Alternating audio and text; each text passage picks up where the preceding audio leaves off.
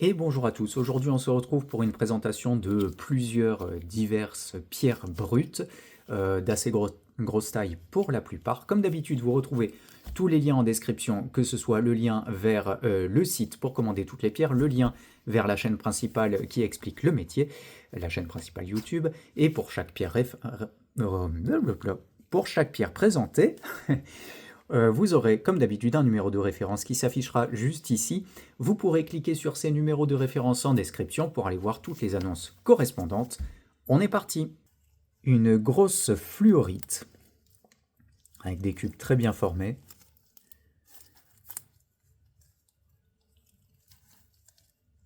Très peu de chocs, hein. Généralement les grosses fluorites, on va trouver quelques chocs sur les cubes.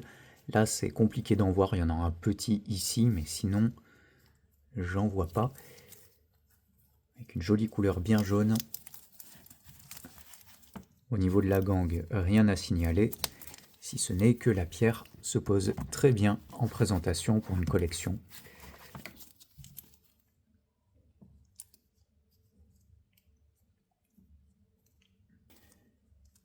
Une fluorite avec calcite en scalénoèdre, plutôt en dent de chien, oui plutôt.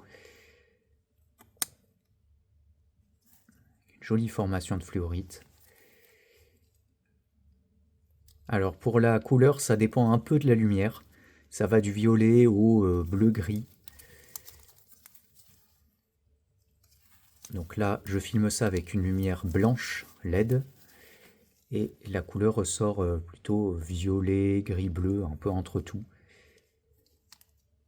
Et la pierre est franchement jolie, bien formée. Elle se pose très bien pour la présentation, comme ceci. Voici pour cette jolie fluorite et calcite.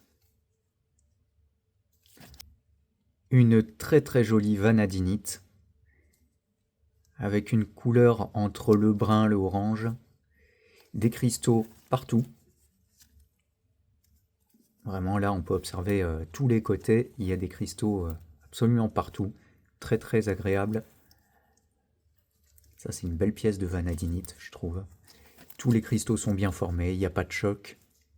Un tout petit léger ici, mais sinon il n'y a rien à signaler, tout est nickel. Et ça brille de mille feux. Je vais quand même agrandir pour qu'on voit bien les petites formations de vanadinite. Tout joli, tout bien formé.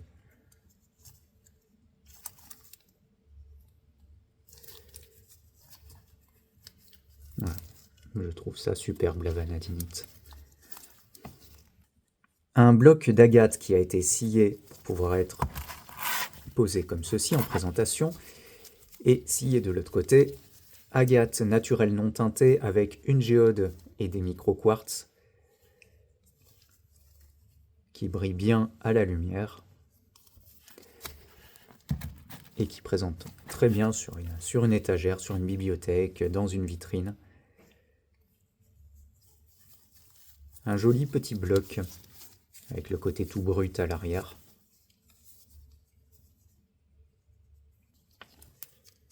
Une carborandite. Alors la carborandite, c'est un minéral de synthèse que j'apprécie assez, hein. Voilà. Donc ce genre de carborandite ne sont jamais naturels, hein, avec les couleurs un peu chatoyantes, les arcs-en-ciel comme ça. Les cristaux sont bien formés. Alors de synthèse, ça ne veut pas dire que c'est, comment dire, 100% contrôlé par l'homme, puisque la cristallisation est aléatoire. On va dire en quelque sorte que c'est quand même un peu la nature qui va décider de la forme générale. Donc là, les cristaux sont bien formés. Il y a de très beaux arcs-en-ciel sur le côté. Et voilà, il faut prendre en compte que c'est une pierre de synthèse, hein. Chez moi, on dit tout. Mais je trouve ces synthèses plutôt belles dans une collection. Surtout celle-ci qui est quand même bien formée avec de gros cristaux. Là, généralement, la carborandite, on va surtout voir ce type, voilà, de cristaux comme ça. Et un peu plus rarement de gros cristaux comme ça. Une améthyste du Brésil avec des inclusions de goethite, une améthyste de bonne taille avec des cristaux assez gros. Alors je précise, parce que je le redis chez moi, on dit tout, il y a quelques petits coups de ci de là, mais néanmoins l'améthyste présente quand même très bien.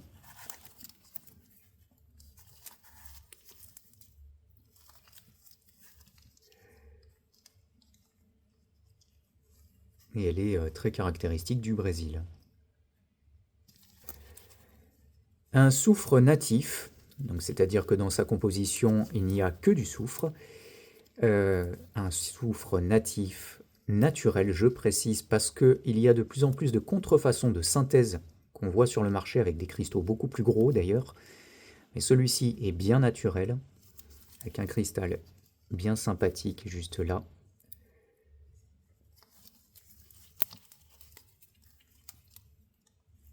Alors faites très attention quand vous achetez du soufre maintenant, hein, parce que c'est pas parce que c'est sur gang que c'est du naturel, hein, il suffit de prendre une pierre et de faire pousser les cristaux dessus. Donc ayez toujours un œil vigilant, surtout quand il y a marqué soufre birman. Très généralement, enfin quasiment tout le temps, le soufre birman c'est de la synthèse. Voilà. Donc là on a bien un naturel. Un très joli quartz à oxyde de fer de Bulgarie, que je trouve très élégant. Alors il a été scié pour pouvoir être bien présenté comme ceci, comme ceci, voilà. Avec une belle gerbe de cristaux bien brillante. Alors il y en a qui vont retirer les oxydes, moi je trouve ça dommage parce que ça donne cette petite couleur orangée brute naturelle et ce joli dégradé. Donc je le laisse tel quel, parce que je le trouve très bien comme ça. Un gypse monté sur socle, c'est une néoformation de gypse, c'est-à-dire un gypse assez actuel qui a grandi après la fermeture d'une ancienne mine. Donc ce gypse a quelque chose comme 40-50 ans. On peut voir des petits cristaux bien formés, on va agrandir un peu, voici. Et la localité est sympa puisque ça vient de la mine de Maraval, mine qui est célèbre pour ses fluorites, mais beaucoup moins pour son gypse, mais on trouve de très jolies néoformations.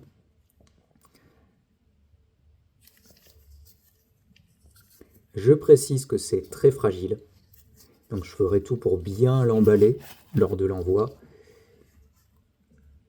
Et voilà, c'est fragile, il faut y faire attention. Une gerbe de scolécite au centre avec une apophilite ici. Jolie petite pierre qui a été sciée en bas pour pouvoir être posée pour la présentation.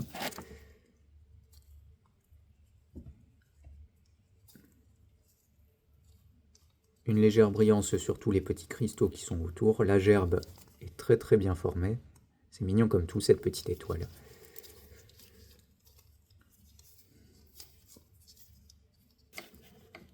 Une célestine avec du soufre. Donc la célestine de cette provenance est blanche et non pas bleue, associée avec du soufre, ce qui est une association plutôt sympa qu'on voit pas très très souvent.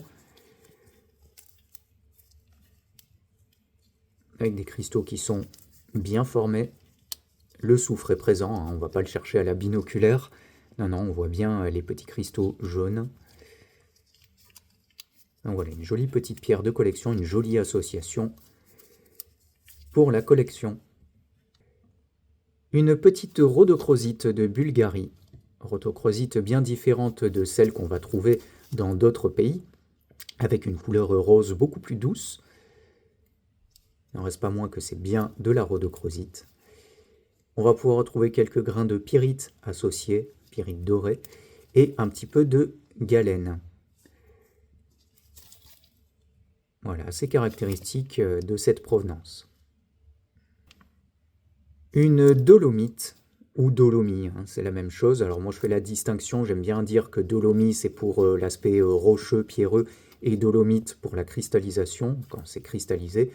Donc là je dirais plutôt dolomite, mais en gros c'est la même chose. Bref, donc une petite dolomite dans les tons rosés, qui est toute mignonne.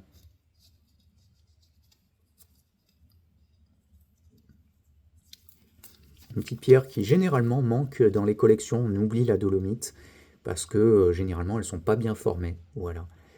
Donc celle-ci, elle est certes un peu petite, mais quand même très mignonne. Et voilà pour la présentation de toutes ces pierres brutes. Retrouvez tous les liens en description.